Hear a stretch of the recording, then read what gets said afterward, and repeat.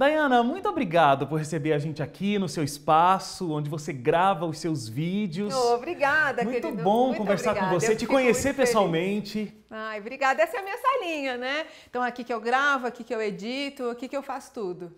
E olha, eu queria, antes da gente falar sobre o teu projeto como um todo, os vídeos que você faz, queria percorrer um pouquinho da tua história. Como é que você chegou até esse momento? Vou começar aqui quando você era bem criança.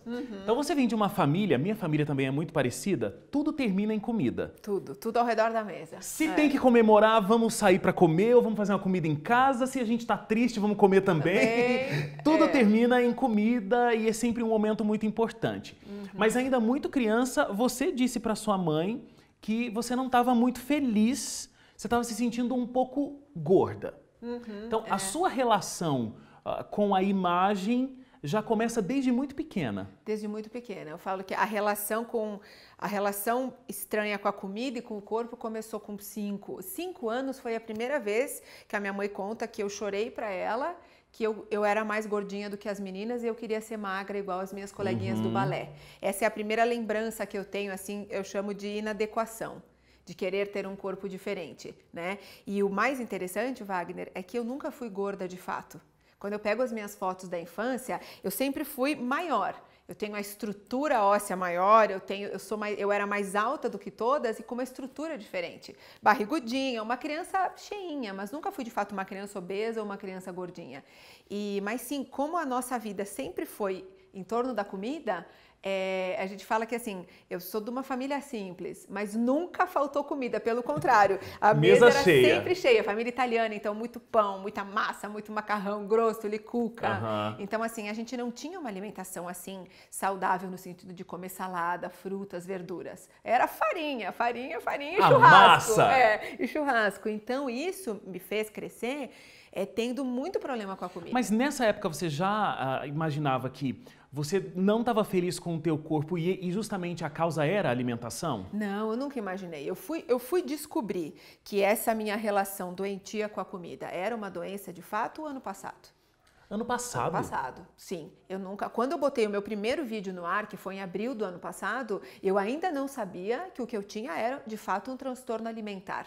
Eu achei que eu era uma mulher como todas as outras, enlouquecida por fazer regime para ser mais magra. Toda mulher, ela sempre pensa que precisa perder uns 2, 3 quilos. No mínimo 2 quilos, toda mulher. E isso é uma coisa que a gente já disse que é normal, toda mulher sente. Mas a minha sensação, o meu sofrimento era muito maior do que isso. Eu sempre quis pesar 10, 20 quilos a menos. E mesmo eu já pesei 10 quilos a menos do que eu peso hoje. E ainda assim eu queria emagrecer mais 10 quilos. Então era algo muito parecido com uma anorexia. Com o fato de que eu nunca consegui parar de comer. Tamanho era o meu envolvimento emocional com a comida. Então, como você disse, tá triste, come, tá feliz, come, tá ansioso, come, teve um problema no trabalho, come, tá chorando e comendo. É uma relação assim de a comida conforta os meus problemas, a comida preenche os meus vazios, a comida é a minha companheira. E ao mesmo tempo você sofre porque você não quer ver o seu corpo engordando. E aí a comida vira sua pior inimiga. Então, se alguém que está assistindo a gente passa por esse sofrimento, eu quero te dizer que eu sei exatamente como é doloroso você não conseguir controlar. Eu falo que a comida mandava na minha vida. Não tinha um momento que eu não pensasse em comer. Eu estava aqui trabalhando, eu estava pensando em comer. E pensando em como que eu ia fazer para não engordar. Então, assim, é um sofrimento muito profundo. Agora, essa relação de que você não era feliz com o teu corpo, ela não era uma coisa que acontecia só na sua cabeça, né? Porque a gente tem o relato de quando você tinha 12 anos, e aí você era uma das mais cheinhas ali na sala de aula. Sim, a mais pesada. Com 12 anos eu já pesava 60 quilos. Então, não caracteriza uma criança gorda, não é uma obesidade, mas era a mais pesada de todas as coleguinhas. E aí você começou a gostar de um menino e quando você foi falar com ele, disse, olha, você é bonitinha, mas... Você é meio gordinha. Então não vai dar. E aí isso é uma coisa que as pessoas pensam, coisa de criança, bullying, isso não tem problema, passa. Às vezes isso fica com cicatrizes pro resto da vida. Né? Então, assim, cria uma marca. Cria uma marca. Quem foi chamado de gordinho no colégio, quem foi chamado de 4 olhos porque usava óculos, quem foi, sei lá, a gente guarda isso pro resto da vida. Fica na nossa mente esse sofrimento. A gente, inclusive, acredita nisso que a gente foi caracterizado, que a gente foi rotulado. Sim, né? Exatamente. Então, assim, parece uma coisa simples, mas quem não foi chamado de alguma coisa na escola? Todo mundo foi. A gente deveria conseguir esquecer, foi bobagem. Mas se trata de um problema que realmente você tem um sofrimento associado, fica difícil. E ouvir de um menininho que você gosta, que você tá gordinha, ou de repente no ambiente de trabalho, alguém diz que você precisa emagrecer porque o seu corpo não está adequado, as modelos sofrem muita pressão com isso. E assim, a gente sabe que as empresas têm preconceito com as pessoas obesas. A gente vive numa sociedade que tem muito preconceito com a obesidade. Então é uma barreira que a gente precisa vencer. A pessoa obesa, ela tem muitas qualidades, ela tem muitos valores. Que às vezes a pessoa só olha, gordo é o quê? Dizem, né? Tem um preconceito. Preguiçoso, não se controla na alimentação. A gente nunca sabe o sofrimento que uma pessoa em obesidade está passando. Então eu falo muito disso, Wagner, no meu canal. Da gente desmistificar o preconceito com as pessoas gordas, porque isso faz sofrer muito, muito, muito. E quando começa na adolescência ou na infância, é pior ainda. Nesse período, inclusive, foi quando você começou essa história de dieta. Sim. Né? E com aí... 12 anos eu comecei dieta. Uhum. E com 14 anos eu já comecei a roubar escondido o remédio para emagrecer da minha mãe. Eu achei sensacional essa história. Roubava o remédio tarja preta de emagrecimento, inibidor de apetite, né? O que é um perigo, da tua mãe. Um perigo, assim. Com 16 tadinha, anos. Minha mãe só ficou sabendo depois que eu contei, né? Ela até hoje não sabia disso. Porque é aquela coisa, você fica tão doente por emagrecer a qualquer custo que você não vai pensar que você está prejudicando a sua saúde. Sabe? E, o mais importante é ser magro. E isso que as pessoas precisam entender, que isso não está correto. Você não pode arriscar a sua saúde pela magreza, porque você vai ter sérios problemas. Eu tive muitos problemas depois. Com 20 e poucos anos, 23, se eu não me engano, eu tive depressão, de tanto remédio para emagrecer que eu tomei. Porque eles alteram todo o nosso corpo, os nossos hormônios, é muito perigoso. E aí é que tá, né? Você conseguiu ver realmente na tua experiência que estar magra, porque você ficou bem magra nesse período tomando os remédios, não ficou? Eu fiquei com 10 quilos a menos do que agora. Perdeu bastante peso, mas você não foi feliz. A depressão estava ali instaurada. Jamais. As pessoas falam, eu costumo dizer, uma coisa que as pessoas questionam e até às vezes vêm me dizer, ai, Dayana, mas magreza não traz felicidade. As pessoas precisam entender isso. As pessoas que têm sobrepeso ou não estão felizes com o corpo acham que o dia que forem magras, a vida vai ser perfeita e cheia de alegria. Isso não é verdade. As pessoas magras têm muitos problemas, às vezes inclusive de aceitação.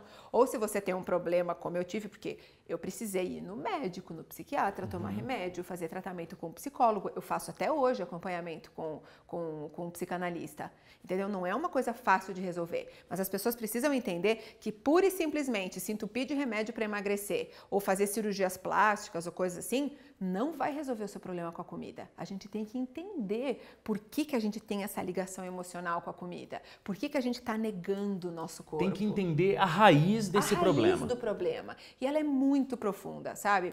Se você me permite citar alguns exemplos, eu tenho estudado muito desde o ano passado e entrevistado muitos psicólogos e psicanalistas. Tem muitos casos de violência sexual na infância que levam a transtorno alimentar ou até violência sexual para compulsão alimentar. Porque a pessoa que passou por uma violência extrema, ela vai comer tudo o que ela puder para ficar o mais gorda possível, para que ninguém nunca mais abuse dela. Ou seja, ela quer repelir. É uma forma de se proteger. Então, às vezes, a pessoa que está com compulsão alimentar ou a pessoa que está numa anorexia, ela tem que descobrir qual é que é a raiz desse problema. Sabe, não é estético, não é um problema de vaidade. A negação ao corpo e o problema com a comida tem a raiz muito profunda em medos, em sofrimentos, em autoestima, em traumas de infância. Então, não é tão simples de resolver. Só que as pessoas têm muita vergonha.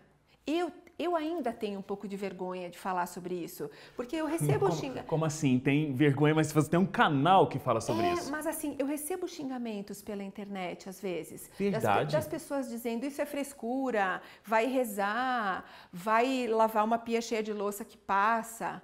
E eu insisto em falar sobre isso porque as pessoas precisam entender que é sofrimento e elas precisam respeitar o sofrimento das pessoas. É igual quem tem depressão. Quem também. tem síndrome do pânico. As pessoas sempre julgam, falam, levanta aí da cama, vem ser feliz. Não, e a gente tá numa emissora que é cristã, Sim. E aí tem muito isso de um pensamento. Tá com depressão? Olha, é falta de fé. Sim, vai ler a Bíblia. Isso. E não tem nada a ver. Seria perfeito se resolvesse, né? Seria maravilhoso. É um processo químico. Sim. Precisa de tratamento, acompanhamento psicológico. Alguma coisa que não está bem aqui dentro. Então, assim, as pessoas, e eu acho muito bacana que a gente esteja falando isso nesta emissora, porque a gente precisa entender que a gente precisa respeitar a dor do outro. Né? A compaixão é muito importante. Você ter compaixão com a sua dor e compaixão com a dor dos outros. Porque a gente nunca sabe, a gente só vê a casca. A casca você pensa, é magro, então tá tudo bem. Tá tudo certo. E não é assim, né? E falando de compaixão, quando você tem compaixão com alguém, esse alguém acaba sentindo aceitação.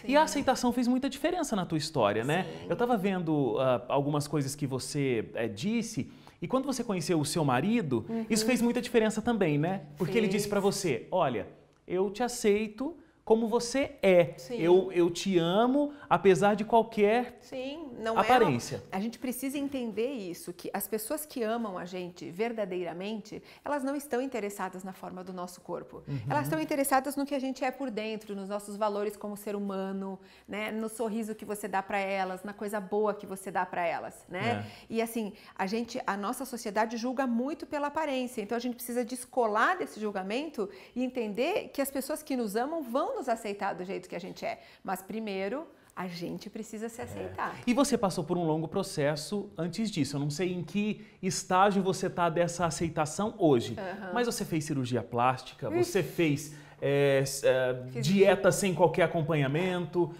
várias coisas. Olha, eu fiz tudo de errado, gente. Tudo que eu fiz, não façam mesmo. Não é o que funciona. Nada. Eu fiz dietas super restritivas, eu parei de comer carboidrato, eu fiz por anos dieta de 800 calorias por dia, eu fiz lipoaspiração e eu posso dizer para vocês, nada disso me trouxe aceitação, nada disso me trouxe paz, nada disso resolveu o meu problema com a comida. E quando a gente faz uma dieta altamente restritiva, a gente fica por um tempinho, um dia, no outro, a gente quer comer dobrado para compensar o que a gente não comeu no anterior, né? Você sabe que está comprovado cientificamente que toda restrição gera compulsão.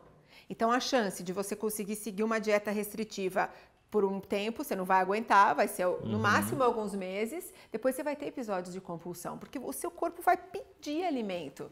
Então, assim, se você me perguntar, mas então como é que você fez? Você precisa fazer as pazes com a alimentação, sabe? Eu precisei procurar uma nutricionista com experiência em transtorno alimentar, no meu caso, como era um pouco mais grave, para ela me ensinar a perder o medo da comida, perder o medo de engordar, perder o medo de comer carboidrato, sabe? Então, assim, do ano passado para cá, eu aumentei 6 quilos. Mas a alegria que eu tenho de conseguir sentar numa mesa e comer um prato de macarrão, e comer um pedaço de pão, e tomar uma taça de vinho, e comer uma sobremesa, sem medo e sem depois ter que fazer coisas horríveis para queimar o que você comeu, se matar na academia. Gente, isso é maravilhoso. Então, assim, se vocês que estão assistindo a gente passam por algum sofrimento parecido, busque a ajuda de um psicólogo, de um nutricionista, explique o seu sofrimento. E aí que eu acho que é fundamental o apoio da família também, com quem você convive, porque deve ser muito difícil você fazer todo esse acompanhamento profissional, mas aí chega em casa, as coisas são diferentes. Eu já ouvi, por exemplo, homem dizendo, mulher bonita é mulher magra. Mulher gorda é coisa de quem não se cuida e tudo mais. Então, quando você tem uma boa companhia que inclusive vai te ajudar a percorrer esse caminho em busca de uma alimentação mais consciente, sem culpa, faz toda a diferença. Faz, Esse preconceito é que estraga tudo, né? Porque a hora que a gente coloca o valor da pessoa no corpo, você perde tanta coisa boa, né? E assim, a família precisa ajudar. Porque eu recebo muitas mensagens de mulher, eu recebo tem dias que eu recebo 20 mensagens, tem dias que recebe 30, eu recebo no mínimo diariamente umas 10 mensagens e e-mails de pessoas contando o sofrimento com o corpo. Em muitos casos, as pessoas escrevem, é a minha família que me cobra, o meu pai, a minha mãe, o meu marido, e essa cobrança excessiva para um corpo faz a pessoa sofrer muito e os médicos contam que não ajuda.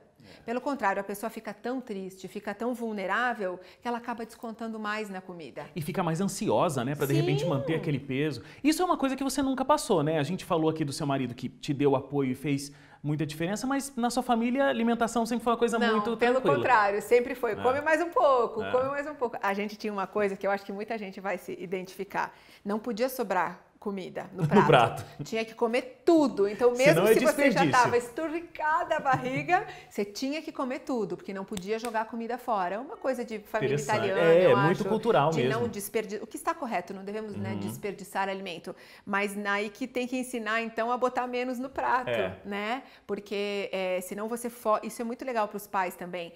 Não force o seu filho a comer mais do que o limite dele. Porque aí você vai criando um costume de comer sempre mais do que é o necessário. E aí, para ir para uma obesidade, na infância, na adolescência, na vida adulta, é muito fácil, né? Bom, a gente está falando disso, da relação com a família, o apoio que o seu marido te deu e fez toda a diferença. E eu estou falando aqui o tempo todo do apoio do marido, todo mundo conhece seu marido, né, Daiana? As pessoas me falam, as pessoas não sabem o meu nome, mas me perguntam, você não é a mulher dele? Eu falo, eu sou. É casada com o apresentador Thiago Leifert, né, da Rede Globo. Agora, como é que foi o seu processo de mudança para se dedicar completamente a este assunto? Porque você passou pelo processo de tratamento, busca por se sentir melhor com você mesma, mas você deixou a sua antiga profissão, né? Você foi repórter por um bom tempo, inclusive da própria Rede Globo. Sim, né? sim. Eu trabalhei na Globo 8 anos. Comecei trabalhando na afiliada, no Rio Grande do Sul, que eu sou do Rio Grande do Sul, né? Em 2008, e aí em 2008 mesmo já vim para São Paulo. Aí ano passado eu decidi mudar a minha vida completamente, assim. Sabe, Wagner, eu tinha um sofrimento tão grande com o corpo e com a comida que eu dizia, não é possível que eu esteja sozinha nesse sofrimento. Eu sei que muitas mulheres e homens também passam por isso. E eu preciso fazer alguma coisa, eu preciso falar sobre isso. E a gente não tem espaço na grande mídia para falar sobre essas coisas, né? Vem de dieta, vem de capa de revista explicando para como perder 3 quilos em uma semana, mas não vem de uma capa da revista dizendo não faça essa dieta que vai prejudicar a sua saúde. Então é muito complicado. Eu falei, não, eu quero ir na contramão do terrorismo nutricional, eu quero ir na contramão de que você tem que ser bonito igual uma capa de revista para ser feliz. E essa imagem colocada também pela mídia de que existe um padrão de beleza. Sim, que você só vai ser feliz se você for igual aos artistas. Você vai ser aceito da capa da revista. Se você for aquilo, né? Principalmente no caso... Bom, hoje em dia os homens também estão muito nessa linha. Mas as mulheres já um histórico de anos. Tem que ser aquela coisa magra, alta, ou agora loira. Tem que ter quadradinho na barriga. Piorou, né? Que fica mais difícil do que ser magra é conseguir ter o músculo definido, quadradinho na barriga. Então, e as redes sociais pioraram muito isso. Porque você tem o Instagram, por exemplo, é só imagem. E cada vez mais pessoas compartilham os seus corpos sarados. E aí você fica achando que se você não tem aquele corpo dentro do padrão, você é um fracassado na vida. Isso é mentira. Uma coisa não tem nada a ver com a outra. E aí surgiu o projeto Eu Vejo. Isso. O teu canal existe há mais ou menos um ano. Em abril fez um ano. Eu tenho uns dados aqui, você tem mais de 45 mil inscritos, tá certo? Sim, é esse número? Sim, acho que tá 47 agora. Vai crescendo, vai crescendo. E você conta coisas pessoais, você faz entrevistas também, né, como a gente comentou aqui. E o que eu achei interessante é que você usa, às vezes, trechos do seu diário, do período que você estava com várias dificuldades mesmo profundas nesse assunto, para você dialogar. Sim. Como é dialogar com você mesma no passado? Porque você acaba trazendo a tua história para o vídeo e você acaba sendo tua própria personagem, né, para conversar sobre esse assunto. Nunca tinha pensado nisso. É interessante, assim, eu trago esses relatos que eu faço desde 2014 e 2015, que eu comecei pela primeira vez a escrever sobre isso. Porque eu escrevi um livro que eu vou lançar pela Editora Sextante agora em setembro, e no livro eu trago muito isso. Eu comecei a escrever sobre o meu sofrimento como uma forma de aliviar e eu uso muitos desses trechos no livro, e agora no site também eu comecei a usar alguns. E é interessante porque quando eu percebo o tanto que eu sofria com a comida no passado, eu percebo como eu já evoluí, como eu já melhorei. E toda vez que eu mostro um sofrimento nu e cru assim, as pessoas se identificam muito. As pessoas me escrevem muito dizendo obrigada, Daiana. Obrigada por saber que você também sente isso. Obrigada por saber que eu não estou sozinha, que eu não sou doida, que o meu sofrimento não é uma bobagem. Então, assim, eu falo que quando a gente abre o nosso coração, a gente toca o coração do outro. Então, esses relatos que não é fácil para mim mostrar isso. Eu imagino. Mas é o tipo de relato que mais as pessoas me respondem dizendo obrigada. Quanto mais pessoal, mais gera identificação. Você aliviou o meu sofrimento. Porque as pessoas pensam, ela trabalhava na Globo, ela é bonita, ela é feliz, ela não tem nenhum problema. E na verdade, todas as pessoas do mundo têm problemas. E com comida, muito mais problema do que a gente imagina. Né? Muitas pessoas têm problema com comida. Tem algumas pesquisas nos Estados Unidos que já dizem que entre as mulheres, de 60% a 80% das mulheres já tem um comer transtornado. Comer transtornado é uma preocupação excessiva, um pensamento excessivo em dietas e em emagrecer. Gente, de 60% a 80% é muita gente em sofrimento. Então, por isso que eu não desisto, que eu continuo mesmo sendo um pouco doloroso às vezes, mas eu sei que eu estou tocando o coração das pessoas. É doloroso para você se expor? Muito. Porque você fala coisas, por exemplo, que você não usa uma blusa sem manga porque você não gosta do seu braço. Eu tenho muita dificuldade ainda, eu não gosto, assim, eu uso se tá muito calor, mas não é uma coisa que eu fico completamente confortável, sabe? Mas também isso eu já aceitei, não tem problema. Né? Se a gente não gosta de uma parte do corpo e a gente quer esconder, você mostra uma outra que você, por exemplo, eu gosto da perna. Então, eu boto uma manga comprida, mas boto uma saia. Mas sim, é doloroso, muitas vezes. Muitas vezes eu me arrependo de ter começado. É mesmo, até hoje? Sim. Eu me arrependo muito do primeiro vídeo. O primeiro vídeo é muito... Eu não consigo assistir, eu não assisto desde que eu botei ele no canal. Mas também não tirou do ar. Não, porque as pessoas me dizem para não tirar, porque elas dizem que é o que mais tem visualizações e todos os dias cresce umas 1.000, 2.000 visualizações aquele vídeo, porque as pessoas assistem ele e se identificam com o sofrimento. Então, mas eu tenho vontade de tirar ele do ar todos os dias, é bem verdade, mas é que foi o pontapé inicial. Mas aí é que tá, o teu grande combustível são essas pessoas, né? E eu nunca imaginei que eu ia receber tantas mensagens. Eu nunca pensei que tanta gente compartilhava do mesmo sofrimento com a comida, sabe? Eu pensava que o público do meu canal ia ser muito menor. Quando o primeiro vídeo bateu 100.000 visualizações e essa semana o meu canal bateu mais de 1.100.000 visualizações. Então as pessoas já assistiram as coisas que eu falo mais de 1 milhão de vezes. Então, olha como a gente precisa falar sobre esse sofrimento. Certeza. E aí que me fala, Daiana, não, você não vai desistir, você vai continuar, por mais doloroso que seja. E assim, eu queria te parabenizar muito, porque você, obrigada. Com certeza, você, olha, deixou uma carreira estabilizada, onde você, né, tinha um trabalho que você também gosta muito de fazer. Eu brinco, né? Carteira assinada, FGTS. Pois é, o sonho de plano de saúde. O sonho de tanta gente hoje em dia, né? Mas para se dedicar a essas pessoas e em tempos onde a internet tem sido um instrumento de tanta disseminação de informação, né? A gente já não tem mais televisão como sendo aquele grande veículo, as pessoas estão muito na internet. Ter uma voz como a tua para falar sobre esse assunto é algo fundamental na sociedade que a gente vive. Eu fico muito grata e eu acho que tem tanta coisa ruim na internet. Também. Dessa disseminação de corpo perfeito, de sites de fofoca que xingam as artistas que estão acima do peso e desvalorizando a mulher, objetificando e botando valor. Que eu falei, não, eu preciso de alguma forma combater isso com uma mensagem positiva. Inclusive, nesse aspecto de que tem tanto conteúdo não tão agradável na internet, a gente está falando sobre o teu canal como sendo uma outra voz nesse universo da internet. Vamos divulgar, né? Qual que é o canal? Sim, o canal é youtube.com/Daiana Garbim. Aí você entra, vai estar lá Eu Vejo, o nome do canal é Eu Vejo. E tem também o site, que eu lancei faz pouco tempo, que é www.euvejo.vc, de você. Eu Vejo VC. Eu Vejo Você. E eu escolhi esse nome exatamente por isso, porque eu vejo que as pessoas estão em sofrimento com isso e a gente nunca conversava sobre isso. Então é um convite a você para a gente falar sobre isso e tentar mudar essa nossa mentalidade. Parabéns, Daiana. Oh, querido, obrigada. Um grande prazer ter te conhecido pessoalmente. Muito viu? obrigada. Muito obrigado Foi um prazer, mesmo. Espero que vocês tenham gostado. Obrigada. Com certeza, obrigado.